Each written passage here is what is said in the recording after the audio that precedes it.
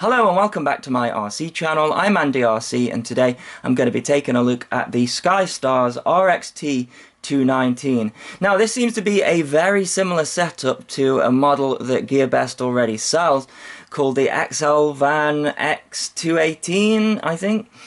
But this one has just got LEDs absolutely everywhere. So we've got LEDs on the arms here and also underneath, and it's got a separate LED controller board here, and it's not connected to the DIN, so you can't control these LEDs here from Betaflight. However, we do have a little LED board on the back here that is connected, so you know we can change the color sequence here, and there's a little buzzer on there as well. But yeah, other than that, a very similar setup. So the motors here, they are a Skystars branded. They're very good quality, so they are a 2306 2500 kV. We've got the naked bottom there, not a hollow shaft, but we do have a separate material in the middle. We've got a C-clip underneath there, and as you can see we have got just the 3 screws there, and these arms are 6mm, so very thick arms, and they are chamfered as well, so good quality for the price. I think in the making of this video it's about £156 for the bind and fly. I'll put a link in there below because the prices change all of the time. But yeah, nice thick arms here and really good quality carbon. The props are interesting. They seem to be unbranded. They just come in a clear bag, and they are a 5049. So yeah, have to try those out. They've come in this turquoise color here, but you're also given some in red. Pretty nice package. No instructions, unfortunately. The whole thing comes in this bag here.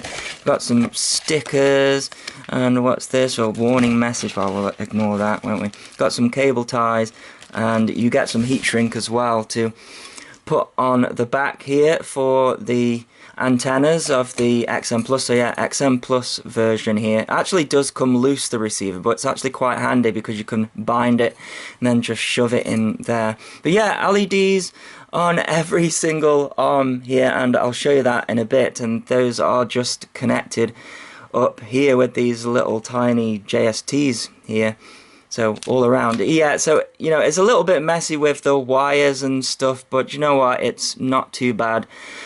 And then if we go to the center here, so we've got, I think they are 40 amp BL Halley 32 with a 50 amp peak. So yeah, pretty decent ESCs, although there's no capacitor on there for noise, so we'll have to see what that's like. We've got a Omnibus F4 flight controller, and it is soft mounted. We've got a micro SD card there as well for black box. It was set up pretty good actually. There was just a couple of things I had to change. It didn't have air mode or anti-gravity. It's got its own PIDs. I put my own rates in there as well, but the on-screen display was set up pretty nicely. Another thing I had to change was the channel map because I'm using a Tyrannus, so it's set up as AETR. Also had the RSSI set up, but then the XM Plus didn't come with RSSI firmware flash to it, so I had to change that. But yeah, actually the setup of this pretty decent, I have to say. And then we've got a switching VTX here, so it's also got tramp protocol, and it switches from 25 milliwatts up to 600 milliwatts, and that works. Already set up in Betaflight. You've got some buttons on the side, but with it having tramp audio, you know, you can just go through the on-screen display and change it that way. And then this is the individual LED controller board up here. And we've got a Pagoda antenna. It's on an MMCX connector. It does connect directly to this, so if you want to switch that out, then you'd have to have one that has an MMCX on the end there. And then we've got the camera, and this is really the only sort of thing I'm concerned about. This camera, I first saw it on the X140 and it was brilliant. It's a CCD camera, and I think this is the 2.3mm lens version. But recently it's been arriving on bind and fly copters, and the footage has been shaky, so it's either that the lens is loose or the sensor's loose inside. It's a very cheap camera, so it's the only thing I'm concerned about, so we'll have to see what that's like in the flight footage. So it's not a particularly heavy model. It comes in at 320 grams with the props on, So not an ultralight, but somewhere in the middle there, pretty nice. And you're given this really nice grippy battery strap, and you're given a silicone mat as well. I think it's a really nice package. So yeah, let's take a look at these LEDs and see if I can get it to work on the camera. So I'm just going to plug a battery in here, and it really, okay, it lights up like a Christmas tree. The camera's not going to light that, but as you can see, oh wow, it's just crazy. So there's no instructions with this, unfortunately, but luckily this LED board thing is pretty easy to figure out. So 2 buttons on the side, so if I press it there, so we've sort of got like a fading effect, and if I press it again, then we've got flashing, and again flashing even quicker, and then back to there. Now I was trying to figure out if you could turn them off, but I don't think you can, so I sort of tried long pressing this button here, and all it does is just change to the next one. I'm just going to have the LEDs on constantly there, and then this next button on this side here changes the color. Now this probably isn't going to come out on the camera because they're just so bright that it's just going to blow out, but we've got red there, which is very nice, and it does save these changes when you unplug the battery, which is quite nice. Yeah, it's just on the stack there, can you see there, 30 by 30 size. Press the button again, we've got green, and then blue and yellow, and then this turquoise color, which I'm going to keep because it's the same color as the props. And then we got purple, and then back to white, but yeah, I'm going to keep it as this turquoise color. But yeah, I can't really see how to turn them off. I wonder if we press both of them at the same time. That's not easy to do. Oh, well, there you go. Press both of them at the same time and they turn off. Yeah, it would have been nice to have some instructions. I did try to look for this LED board. I'm sure it exists somewhere, but you know, all they detail it as has been an LED board. By the way, you're given the nuts to go on here as well, I should have mentioned. Yeah, you have to fit these on. It doesn't fit in the box with the props on there. I'll tell you what, seems like a really decent package, and you know, it's undercutting the likes of the Hawk 5 and the HLRC Batman, which are my 2 current favorites. And you know, this is doing something different with all of these LEDs. If you are into LEDs, then you know, this is definitely one for you. Alrighty, well, I thought it would be rude not to fly the sky line of sight with all of these LEDs on, but I have to say, we are in bright sunshine here, and you know, it's around about 2 o'clock, so the sun is at its highest, but I can still see these LEDs. I really like them, you know. The back ones do anything in terms of changing colour.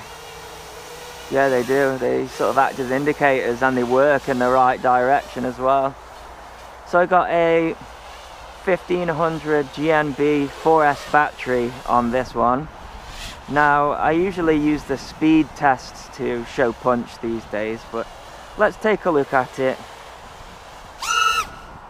Oh wow, yeah. I can see it so good as well with those LEDs. It's great for line of sight. Blimey. Yeah, this is a fast one, this. Oh, but you know what? I need new batteries. All of the speed tests that I've done have absolutely killed all of my batteries. So, if you can afford to do so, I'll link to my Patreon in the below, because it's probably my biggest expense doing this. The batteries, they don't get many cycles when you're doing full throttle, you know, 90 mile an hour down this field. Oh, I tell you what, this is very nice. This is their tune. Not touched anything, and it feels dialed in, I have to say. Oh yeah. Now you can top mount this, I believe, as well. It's sort of like the battery connector comes out the side. There's enough room for top mounting if you're into that. I don't think there'd be much room for your camera if you did do top mounting. As for what battery you use, right, so we've just got to look at the KV of these motors. 2500, you know, 2306. It's going to be 4S only for me. I think it says the ESCs can take up to a 5S, and then there's some conflicting information about, you know, the flight controller taking up to a 6S. I would not even try, honestly.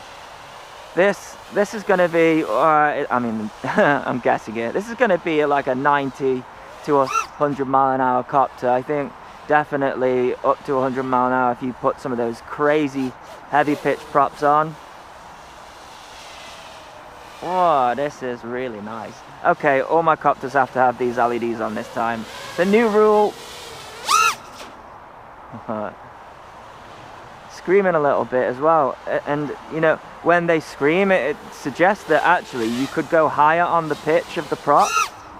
I don't think these props are, I don't think the quality of them is too great looking at them, but for me, props are a disposable item, so you know, that's not too much of a problem. But wow, yeah, really liking the LEDs line of sight, even in bright sunshine. Just makes the arms stand out. So you know, if you're looking to improve your loss skills, which I always am, I don't think I'm going to get any better at loss at this point. Been flying line of sight 28 years, and you get to a point where it's like, no, yeah, that's as good as it's going to get. It kind of makes me laugh actually. People say, oh, your flying has gotten so much better. I'm like, has it? I don't think so. Maybe I'm just having a better day. I don't know. But yeah, oh man, yeah, it's going to be difficult doing these tests with my ruined poor batteries. But I'll give it a go anyways. But man, line of sight, impressed with how it's flying, impressed with the tune, impressed with the LEDs. Let's just try one last thing. Let's flick him into angle mode. And the reason I do that is to see if we're getting any noise through to the flight controller.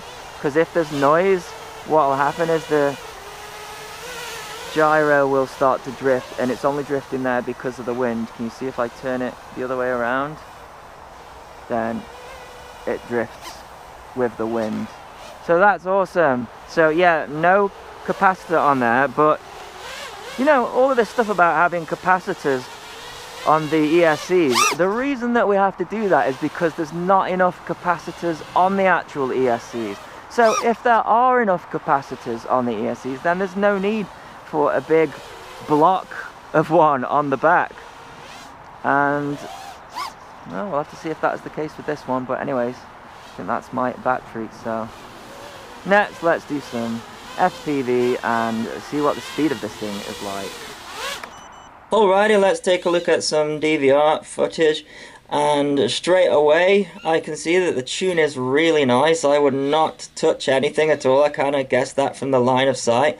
Just brilliant actually. You see it picked up a speed reading there of like 60 miles per hour. But let's do a proper speed run of this thing. It's flat calm weather.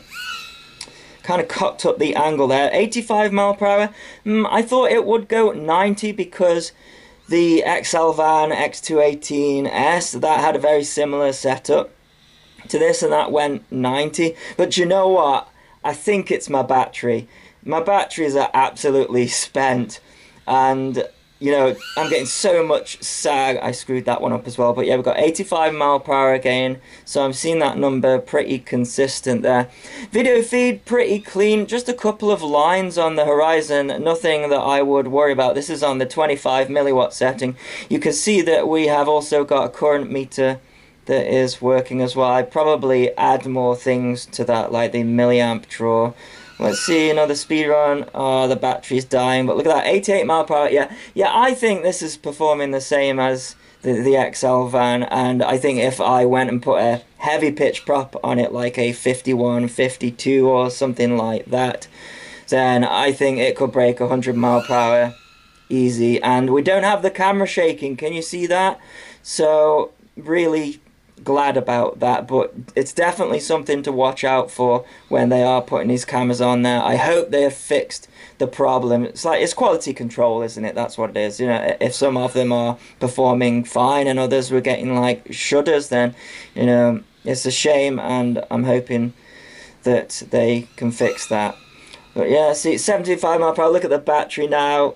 just 2 minutes in, and yeah, it's done. This battery is dead. You know, if you hold it, it's puffed, and it's like touching a waterbed. I need to get some more, but yeah, it's just so expensive. I don't know, what do you guys like it when I do these speed runs? Are they useful to know how much power a copter's got? I know it's not really all about power and stuff, but it kind of is as well. It's like, you know, the smoothness of how it flies, how well, you know, the tune has been done. And for me, the power out of these motors, you know, because we're going up in motor stator size and messing around with kV, messing around with prop combinations. I like to know in mile per hour how fast it's going, but yeah, you'll see the speed just tail off here. Yeah, 84 mile per hour. Yeah, I think it can do more on a better battery, so, you know, I'll have to get some of those.